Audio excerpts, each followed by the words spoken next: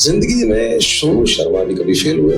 हाँ, रोज होते हैं। अच्छा। हाँ, अरे बहुत बार होते हैं, रोज होते हैं जी। कभी कभी हम लोग भी बहुत मन से कंटेंट लिखते हैं, बहुत मन से वीडियो बनाते हैं और अपलोड करते हैं, नहीं चलता।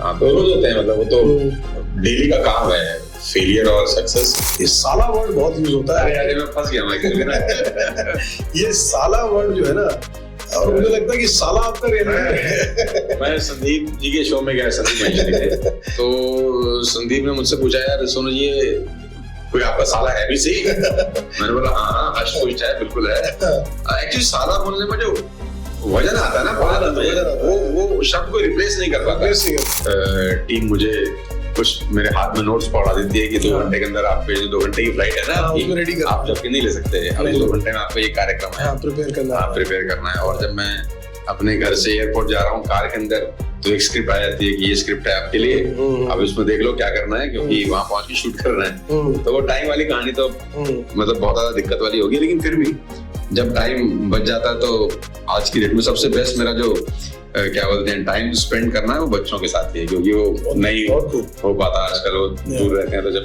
बचता है टाइम, तो सबसे बेस्ट टाइम है मेरा उनके साथ खेलना, मस्ती करना। कभी जिंदगी में मत करना सिगरेट, चरस, गांजा, ड्रग्स, शराब, किसी के कहने पे तो बिल्कुल मत करना कि तू मेरा दोस्त है, दोस्त के खातिर ले ले, तो ये सब मत करना। कोई बोले दोस्त की खातिर ले ले, तो बोल तू दोस्त के खातिर छोड़ दे। 15 मिनट पढ़ने की एक आदत डाल लें, बस 15 मिनट। 15 मिनट कुछ भी नहीं होता 24 घंटे के अंदर, लेकिन अगर वो 15 मिनट आप 1 साल तक पढ़ते हैं ना, और 5 साल तक पढ़ते हैं, तो उसका जो कंपाउंडिंग रिटर्न है ना, वो इतना बड़ा है कि आपकी सोच से भी बाहर निकल जाएगा। A very warm welcome to the latest episode of चाय के साथ दिल की बात। दोस्तों, जब भी हम बात करते हैं चाय के साथ दिल की बात में, तो ऐसे खास मेहमानों के साथ जिनसे उनके दिल की बातें, उनके अपने लोगों से जुड़ी बातें, उनके काम को जुड़ी बातें, उनके परिवार से और समाज के अंदर रहते हुए किस तरह से वो लोगों के जीवन को परिवर्तित करते हुए लाइफ को और ज्यादा खूबसूरत बनाने का काम करते हैं। दोस्तों, चाय के साथ दिल की बात में आज हमारे साथ जो मेहमान है, he doesn't need any introduction. A very famous personality, a successful entrepreneur, a motivational speaker, और जितना उनके बारे में कहें उतना कम है। आपने ना जाने कितने वीडियोस, कितने शॉर्ट, कितने पॉडकास्ट, कितने इंटरव्यूज इनके देखे होंगे, सेमिनार्स अटेंड किए होंगे, और हर जगह आप इनको देखते हुए इनकी बातों को अपने जीवन में इस्तेमाल करके अपने जीवन को खूबसूरत बनाने का प्रयास कर रहे होंगे। जी हाँ, we are talking none other than the legend, the one man himself, the Sonu Sharma. Sonu ji, बहुत बहुत स्वागत है चाय के साथ दिल की बात में। बहुत बहुत धन्यवाद चाय पिलाने का और यहाँ बुलाने का। जी, तो दोस्तों, सबसे पहले हम बताना चाहेंगे कि जो चाय के साथ दिल की बात है, चाय आज हिंदुस्तान में घर घर का हिस्सा है।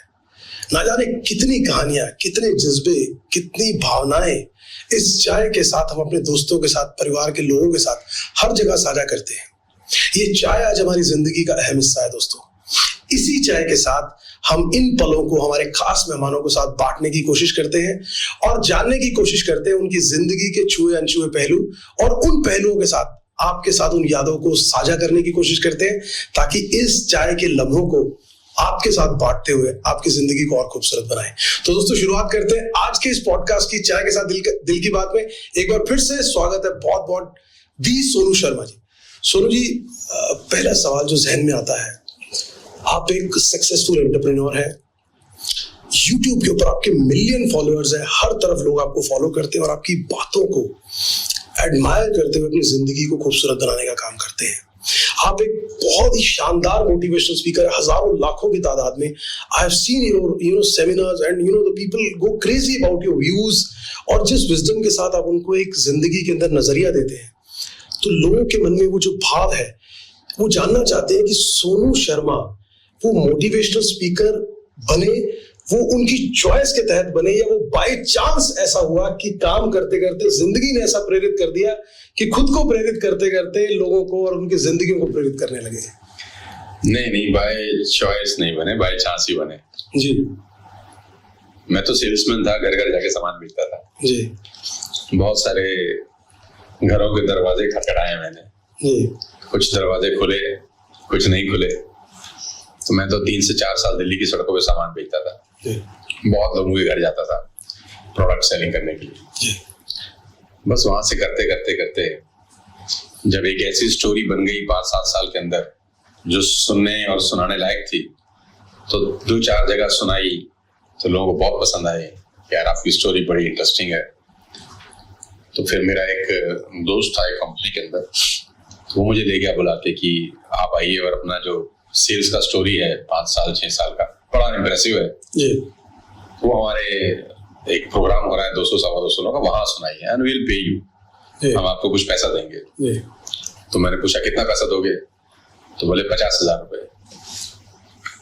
तो मेरे लिए तो बल्ले बल्ले थी, मैं तो सोच रहा था कि ये 5,000 भी देगा तो भी चला जाऊंगा मैं। तो पहली बार वहां पर स्टोरी शेयर करी मैंने, गुड़गांव में क्राउन प्लाजा करके होटल था मुझे। और ये कौन से ईयर की बात है सुनिए? ये होगी आई थिंक 14-15 की बात, 13-14 के आसपास की बात जी। तो उन्होंने मुझे 50,000 रुपए दी और मैंने अपनी राम कहानी सुना दी उनको जी। तो 150-250 लोग थे, उनको बड़ा अच्छा लगा। तो मैं तो पैसे लेके आ गया वापस, बड़ा खुश था मैं उस दिन, बोलने के पैसे मिल रहे हैं, बोलने के पैसे जी। तो 5-7 दिन बाद उनका कॉल आया कि पिकैडिली जनकपुर एक होटल है, वहाँ हमारा दूसरा कॉन्फ्रेंस हो रहा है और वो कंपनी चाहती है कि एक बार आप वहाँ पर भी हम दोबारा है। कंपनी का नाम था सोवा लिमिटेड, ये क्या बोलते हैं आपका बिल्डर है बड़े बहुत। तो मैंने कहा पैसे दोबारा मिलेंगे? तो बोला हाँ दोबारा मिलेंगे। अरे मैंने कहा मैं पहुंच जाऊंगा। तो मैं फिर दोबारा गया वहां पर, तो फिर दोबारा सेशन किया। उसके कुछ दिनों के बाद उन्होंने कहा एक वेलकम होटल है द्वारका में, 10-12 दिन के बाद आना है आपको। तो मैंने बोला मैं 1 लाख रुपए लूंगा। यार ये क्या बात है? मैंने कहा भाई डिमांड अगर अच्छी है तो बढ़ा देना चाहिए। तो यहाँ से सिलसिला शुरू हो गया। तो और उन्होंने मुझे बहुत ऑनेस्टली फिर 1 लाख रुपए भी किए जी। तो यहाँ से फिर मुझे लगा कि यार तो बहुत अच्छा है कि अपनी बातों से मैं इंस्पायर भी कर पा रहा हूँ लोगों को और पैसे भी बन रहे हैं जी। तो यहाँ से फिर कार्यक्रम स्टार्ट हो गया। सोनू जी, जिंदगी में जब आप मोटिवेशनल स्पीकर बनने की जर्नी रही, मैंने हमेशा एक चीज ऑब्जर्व की है कि बहुत से मोटिवेशनल स्पीकर जो आज सोसाइटी के अंदर है, हम चाहे हिंदुस्तान की बात करें विदेशों की, कहीं ना कहीं उनके जीवन के अंदर जो उनके इनिशियल ईयर्स थे और सेल्स का जो तजुर्बा था, कहीं ना कहीं उसने उनको बहुत ट्रांसफॉर्म किया अपने आप को प्रेरित करने के लिए और लोगों की लाइफ को करने के लिए। What do you feel? Because आपने कहा कि आप सेल्स, आपने कहा तो सेल्स कितना मदद करती है कि जब आप हार्डकोर सेल्स करते हैं, वो आपको कितना तैयार करती है जीवन के लिए? मतलब पर्टिकुलरली वो जो वर्ड है सेल्स, उसकी बात नहीं करता मैं। वो जो सेल के कारण आप 5 से 7 साल सड़कों पे बिताते हैं ना, वो ज्यादा इंपॉर्टेंट है। अब वो और कोई तरीका नहीं है 5 से 7 साल सड़कों में बिताने का, अगर आप माल नहीं बेच रहे तो जी जी जी जी आप सड़कों पे कैसे जाएंगे? क्यों लोगों से मिलेंगे? क्यों रिजेक्शन फेस करेंगे? तो सेल करेंगे तो ही ये सब तजुर्बा एक्सपीरियंस आपको हो जाते हैं। तो वो जो सड़क का एक्सपीरियंस होता है ना, जो आपने 5-10 साल सड़क पे बिताया होता है, जिंदगी में बहुत काम आता है। तो मैं तो जितने भी यंगस्टर है सबको बोलता हूँ यार कि कॉलेज के बाद या ड्यूरिंग द कॉलेज 5 साल सड़क पे उतरना, रोज घिसना, मार खाना, रिजेक्शन फेस करना, कभी खाना मिले कभी ना मिले, वो फीलिंग लेना, पैसे कम में खाना कैसे खाते हैं वो तजुर्बा लेना, जब किसी के घर जाओ वो तुम्हें दुत्कार के भगा दे वो एक्सपीरियंस लेना, कोई तुम पे कुत्ता छोड़ दे घर का वो एक्सपीरियंस लेना, जब तुम किसी से मिलने जाओ वो घर में है और तुम्हें मना कर दे कि आदमी घर पे नहीं है यार, और तुम्हें पता हो कि बेटा तो घर पे ही है, वो तजुर्बा लेना। ये जो छोटे छोटे एक्सपीरियंस लोग हैं ना कुछ साल, ये आपको राजा बना सकते हैं। और ये सड़क पे उतर के ही होते हैं, एसी कमरे में बैठ के नहीं होते। एसी कमरे में आप बाद में बैठे, आजकल का यूथ पहले दिन एसी कमरे में बैठना चाहता है। बैठे, मैं तो कह रहा हूँ सारी जिंदगी बैठे हैं, लेकिन पहले 5 साल सड़क पे घिसे हैं, लाल हो, एक बार तो भगवान को देख के बोले भी कहाँ फंसा दिया यार। तो ये जो शुरुआत के 5 साल है ना, जिसमें भट्टी में जलना होता है, ये जलना बहुत जरूरी है, हर यंगस्टर के लिए जरूरी है, चाहे वो अमीर का बच्चा है चाहे वो गरीब का। सोनू जी, एक बात और दिमाग में आती है, आप बिकॉज मोटिवेशनल स्पीकर के साथ आप एक नेटवर्क मार्केटिंग कंपनी से भी बहुत सालों से जुड़े रहे हैं, वेस्टेज, और बार बार अगर हम मार्केट में बात करें, लोगों से बात होती है तो लोगों का आमतौर पे कहना होता है कि 2 इंडस्ट्री सबसे मुश्किल मानते हैं, एक इंश्योरेंस बेचना और एक ये डायरेक्ट सेलिंग जो 3 की चेन बनाना। तो इस इंडस्ट्री के अंदर उतरकर, इस पानी में उतरकर किस तरह से आपने तैरना सीखा और इतना बड़ा आयाम कायम किया कि आज वेस्टेज जिस कंपनी के साथ आप इतने वर्षों से जुड़े हुए हैं, आप न जाने कितने लोग आपको देखकर उस कंपनी के साथ आए जहां पर नेटवर्क मार्केटिंग में लोग घरों के दरवाजे बंद कर देते हैं। आज भी कर लेते हैं। आज रिश्तेदार आपके फोन उठाना बंद कर देते हैं। सर आप फ्लाइट में बैठे हो और अगर आपने साथ वाले को बोल दिया कि मैं डायरेक्ट सेलिंग करता हूँ तो पूरे रास्ते बात नहीं करेगा आपसे। उधर ही वो करके बैठ रहे हैं की तरफ, चाहे उसकी गर्दन में दर्द हो जाए कि कहीं आज भी ऐसे ही है, कहीं ये चेन सिस्टम में बाजार आते कहीं। तो ये सोनू जी बड़ा ये सस्पेंस है। मैं कह रहा हूँ आज ये पर्दा उठा दीजिए कि सोनू शर्मा एक ऐसे इंडस्ट्री के अंदर पांव जमाकर वहां का टॉप स्टार कैसे बन गया कि जहां पर साले अपने रिश्तेदार मुंह मोड़ जाते हैं। ये आज बता दीजिए सबको। देखो आप फूल लेने जाओगे तो कांटा तो चुभेगा, गुलाब का फूल तोड़ोगे दीपक जी तो कांटा चुभने का रिस्क तो लेना पड़ेगा, नहीं तो फिर गेंदे का तोड़ लो। गेंदे के फूल में तो कोई कांटा नहीं है, लेकिन गुलाब का फूल चाहिए तो कीचड़ में भी उतरना पड़ेगा और कांटा भी लगेगा। बात अगर डायरेक्ट सेलिंग की है तो ये इंडस्ट्री बदनाम है, उसका रीजन कुछ गलत कंपनियां भी हैं, मैं नहीं कहता कि नहीं होती, लेकिन कोई ऐसा प्रोफेशन इस पूरे हिंदुस्तान में है ही नहीं जिसमें गलत लोग ना हो। डिग्रियां बिकती हैं, मध्य प्रदेश आपको पता होगा कि बहुत बड़ा स्कैम हुआ, डिग्री बिकी, डॉक्टर बन गए लोग, बहुत सारे प्रॉब्लम हुई और डिग्रियां बिकती हैं, पेपर लीक होते हैं। आज भी बहुत सारे स्टेट में पेपर लीक हो जाता है और वही पेपर देके कोई आदमी पता नहीं कौन सी पोस्ट पे लग जाता होगा। प्रॉपर्टी डीलिंग, रियल एस्टेट में बहुत फ्रॉड होते हैं। आपके नोएडा में आप देखिए तो कोई ऐसा नहीं है कि जहाँ पर बहुत लोगों को डिलीवरी नहीं मिला। आज भी रियल एस्टेट से लेकर आप इंश्योरेंस देख लीजिए, म्यूचुअल फंड देख लीजिए, हर जगह कोई ना कोई प्रॉब्लम है। ऐसा नहीं कि सब राम राज्य चल रहा है। सोना है उसमें मिलावट मिलती होगी, पेट्रोल में बहुत जगह कुछ मिला के बेच देते होंगे। तो कोई हॉस्पिटल्स के ऊपर फिल्में बनी हैं कि डॉक्टर ने गलत पैसा चार्ज कर लिया, अक्षय कुमार की फिल्म बनी थी। मेडिकल लाइन में प्रॉब्लम है, तो ऐसा कोई फील्ड ही नहीं है जिसमें खराब लोग ना हो। फील्ड खराब नहीं होती, फील्ड तो पाक साफ ही है, लोग खराब हो सकते हैं और 10-20 लोगों के खराब होने से फील्ड खराब नहीं होती, फील्ड अच्छी ही होती है। और लोग हर जगह खराब है, खाली डायरेक्ट सेलिंग में खराब नहीं है। मूवीज आप पूरी इंडस्ट्री उठा के देख लीजिए, कितनी बदनाम है कि वहां पर ड्रग सप्लाई होती है, ये होता है, वो होता है। तो आप मुझे पूरे हिंदुस्तान में एक इंडस्ट्री बता दीजिए जिसपे कोई इतना सा भी दाग ना लगा हो। पॉलिटिक्स, आप तो खैर पॉलिटिक्स कवर करता ही है, वोट भी देते हैं हम, आपको क्या लगता है साफ सुथरी है क्या? जो सुन रहा है वो मुझे बता दे कौन सी पॉलिटिकल पार्टी साफ सुथरी है। फिर भी जाके वोट दे के अपना सेल्फी खींच के डालते हैं ना कि हमने वोट दे दिया, आप भी दीजिए जी। क्यों हर जगह है, तो हम उसमें से सही चुन लेते हैं जी। बहुत सारे स्कूल अच्छे रिजल्ट नहीं देते, लेकिन ये थोड़ी ना हम स्कूल में बच्चों को पढ़ाना बंद कर देते हैं, हम सही स्कूल का चयन करते हैं जी। बहुत हॉस्पिटल्स में कभी कभी प्रॉब्लम हो जाती है, किसी डॉक्टर ने ट्रीटमेंट ठीक नहीं किया, हो जाता है, न्यूज आती है, लेकिन हम इलाज कराना बंद नहीं कर देते, हम सही हॉस्पिटल का चयन करते हैं। ऐसे ही आपको सही डायरेक्ट सेलिंग का चयन करना आना चाहिए, और अगर आप सही जगह जाते हैं तो यहाँ पर जितनी ग्रोथ लोगों ने की है, अरे बात के बात।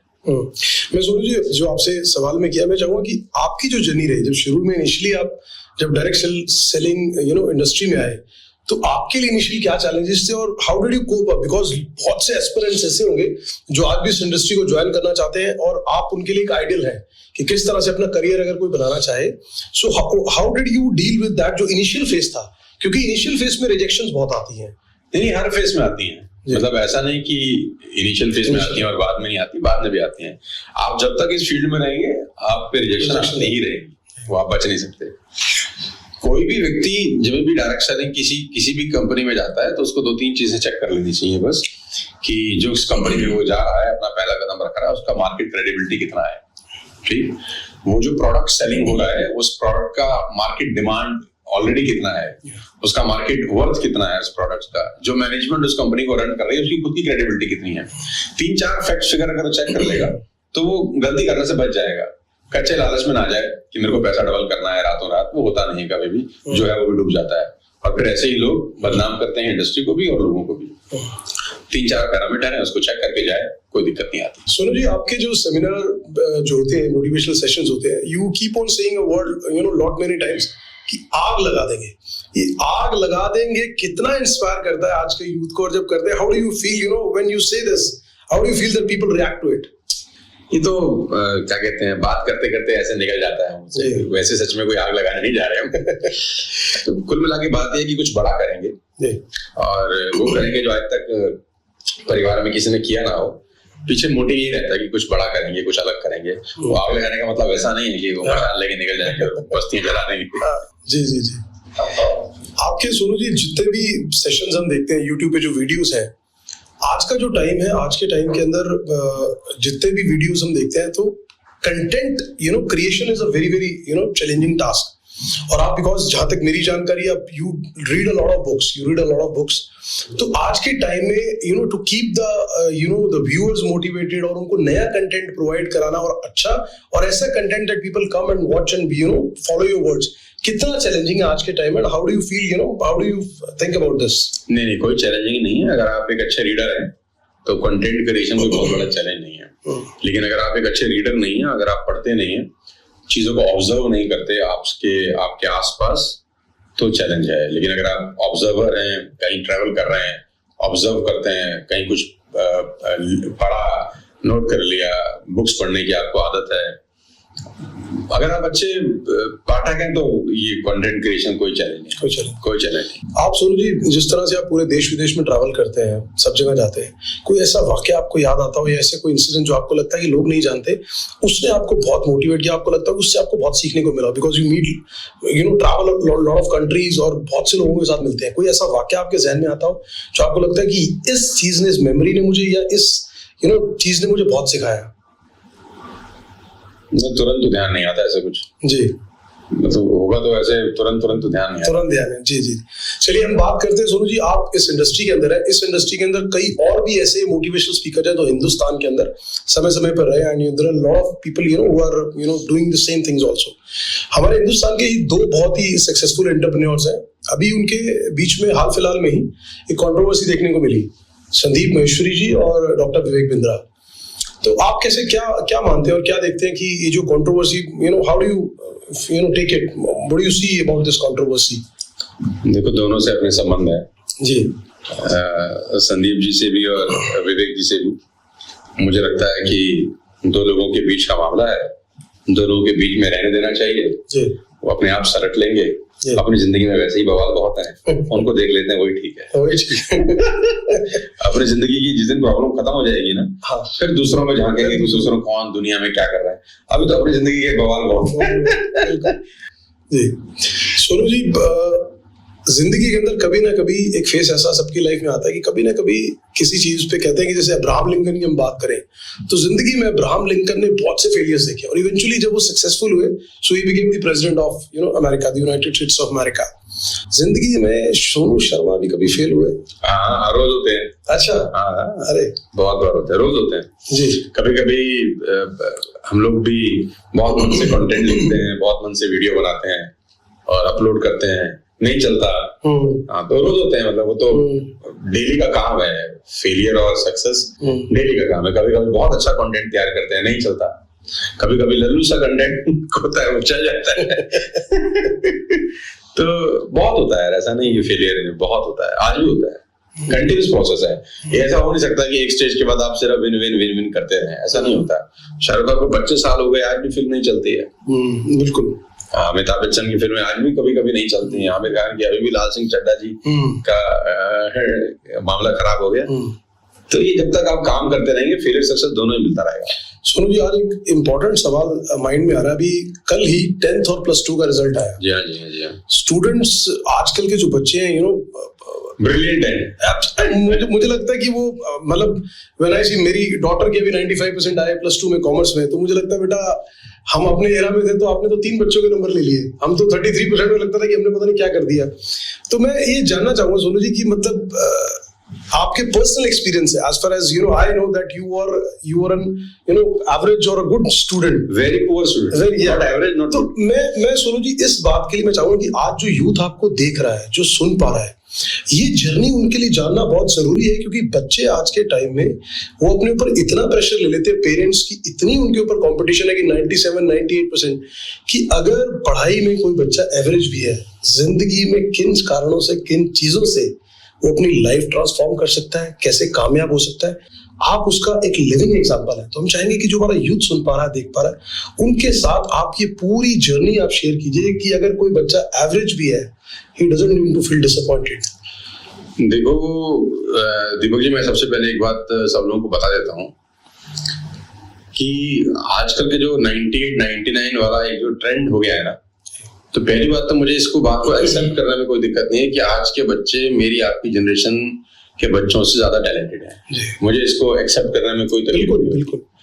क्यों टैलेंटेड है? क्योंकि उनके पास जो इंफॉर्मेशन है आज की डेट में, वो मेरे पास और आपके पास उस दौर के अंदर नहीं थी। 98%, 99% तो हमारे सारे सब्जेक्ट में मिला के भी नहीं आते थे। आजकल एक बच्चे की एक ही सब्जेक्ट में 99, 100 आ जाते हैं। तो बच्चे टैलेंटेड है, इसमें तो कोई दो राय नहीं। या बच्चे टैलेंटेड ज्यादा हैं, या जो टीचर कॉपी चेक कर रहे हैं वो लल्लू है। दोनों में एक कुछ तो है। 99% तो सारे सब्जेक्ट में मिला के भी नहीं आ रहे थे। लेकिन वो टैलेंटेड है, मतलब मैं सारा क्रेडिट बच्चों को दूंगा कि बहुत टैलेंटेड है। उनके पास आज इंफॉर्मेशन है, हमारे पास उस दौर में वो इंफॉर्मेशन नहीं थी। बात नंबर 1।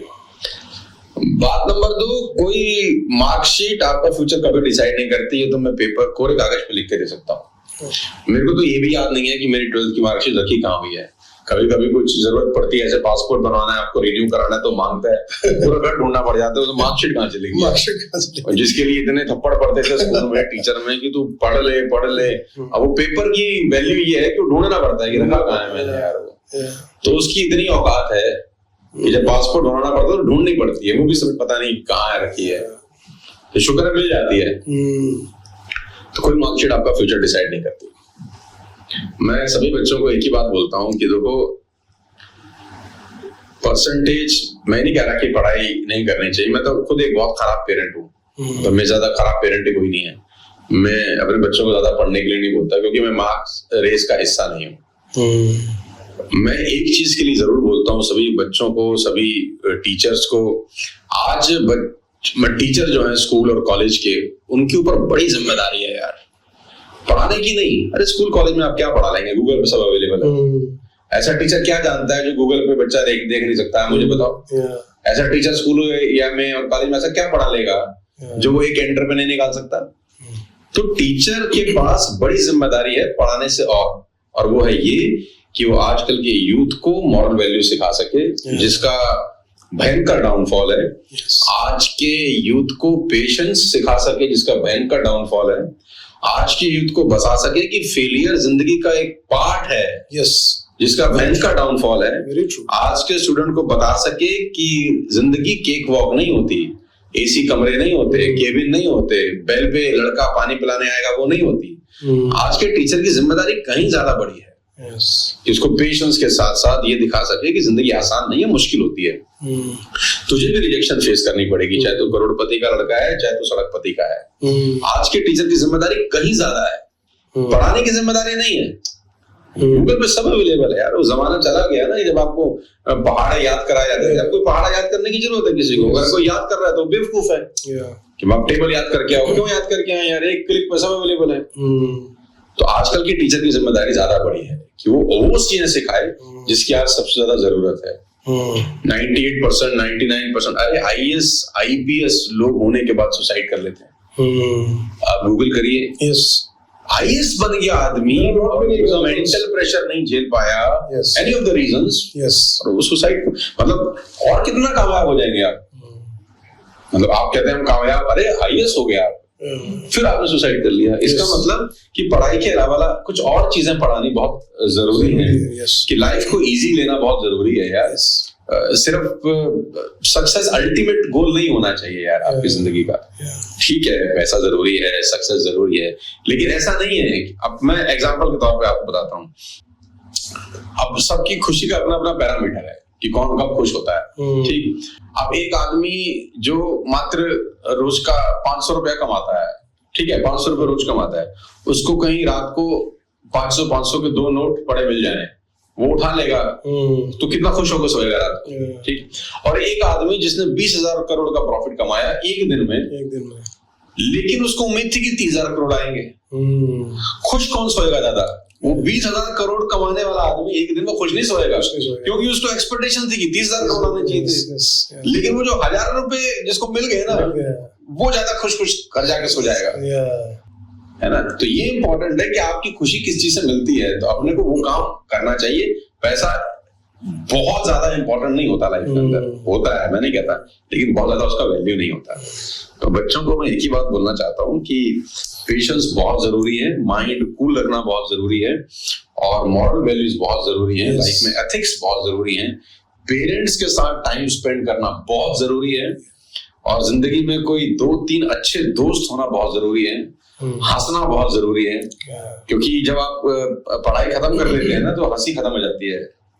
मैंने देखा है कॉर्पोरेट्स में बहुत काम करता हूँ, बहुत कम लोग हैं जो मुस्कुराते हैं, मतलब उनको बोलना पड़ता है भाई हंस लो यार।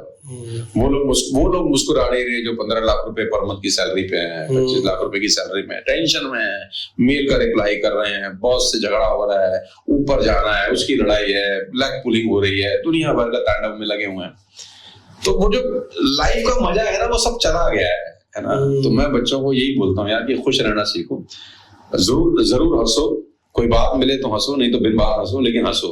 दिन में कोई 3-4 चुटकुले ऐसे सुनो जिससे आप सुनते सुनते कुर्सी से गिर जाओ, है ना, बिन बात के। मतलब लोग सोचे पागल है क्या, बोला हाँ हम ऐसे ठीक है यार। तो ये मतलब ओवरऑल लाइफ का पैकेज ये है। लाइफ का पैकेज सिर्फ बैंक बैलेंस में 0 ऐड करना नहीं है, छूट जाएगा वो भी। तो बच्चों को इतना ही बात बोलूंगा, ठीक है, मार्कशीट फ्यूचर कभी डिसाइड नहीं करती, मार्क्स आ जाए तो अच्छी बात है, ना आए तो टेंशन लेने की जरूरत नहीं है। हमारे भी नहीं आए थे, हमने ठीक ठाक काम कर लिया, और मेरे से बहुत सारे लोगों ने ठीक ठाक काम कर लिए जिनके मार्क्स नहीं आए। मार्क्स नहीं तो मैं, और मार्क्स लाने के बाद भी कोई हर आदमी चौधरी नहीं हो जाता है, नहीं होता। ठीक है, हमारे स्कूल में बहुत सारे लोगों के बहुत अच्छे मार्क्स आए थे, तो क्या वो सब लोग टॉप पे पहुंच गए? नहीं, पढ़ो, मैं नहीं कह रहा कि पढ़ाई मत करो, लेकिन खोपड़ी में ये बात कभी भी लेकर मत आओ कि अगर 90 से ऊपर नहीं आएंगे तो लाइफ खराब हो जाए। ऐसा बिल्कुल नहीं है यार। दुनिया भर के एग्जाम्पल है, स्टीव जॉब्स एग्जाम्पल है, सचिन तेंदुलकर एग्जाम्पल है, ऐश्वर्या राय एग्जाम्पल है। आप गूगल कर ली कि जो लोग पढ़े लिखे नहीं थे, जिन लोगों की लाइफ सेट हुई, इतनी बड़ी लिस्ट आ जाएगी आपके पास। तो पढ़ाई पैरामीटर नहीं है ना सिर्फ एक। तो आजकल की टीचर्स की जिम्मेदारी स्कूल की कुछ और ज्यादा है, सिर्फ 90 लाना इम्पोर्टेंट नहीं। दोस्तों सुना कितनी खूबसूरत बातें सोनू शर्मा जी ने कही।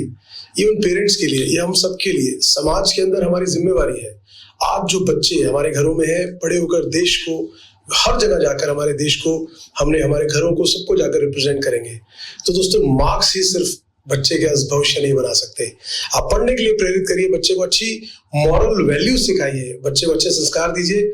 और एक बात जो हमेशा से हम बुजुर्गों से सुनते आए हैं कि किसी भी बच्चे के लिए, किसी भी आदमी के लिए 2 लोगों के साथ समय जरूर बताइए, अपने घर के बड़े बुजुर्गों के साथ, और अगर कोई बड़ा है तो बच्चों के साथ, ताकि आपके अंदर वो बचपना भी जिंदा रहे, और बड़ों के सीख के साथ, बड़ों के संस्कार के साथ, बड़ों के आशीर्वाद के साथ आपके अंदर वो ठहराव और वो समझ भी रहे कि जिंदगी की हर परिस्थिति को आप संभाल पाए। और जो सोनू जी ने कहा कि बच्चों के अंदर पेशेंस डेवलप कीजिए, ये टीचर्स के साथ साथ पेरेंट्स की, आपकी, हम सब की मॉरल वैल्यूज और मॉरल ड्यूटी है कि हम अपने यूथ को इनसे तैयार करें। तो जो बच्चे आज जिनके मार्क्स कमाए, they are also very special and we need to treat them as a special child, because यही बच्चे आने वाले टाइम में हिंदुस्तान के साथ साथ विदेशों में जाकर भी आपका, हम सबका नाम रोशन करेंगे। तो ये बात याद रखिए, जिन भी बच्चों के मार्क्स कमाए, they are very very special to us and treat them like a superstar. This is our advice to you. और आज चाय के साथ दिल की बात में एक ये खास बात है जो आप लोगों के लिए सोनू शर्मा जी ने कही।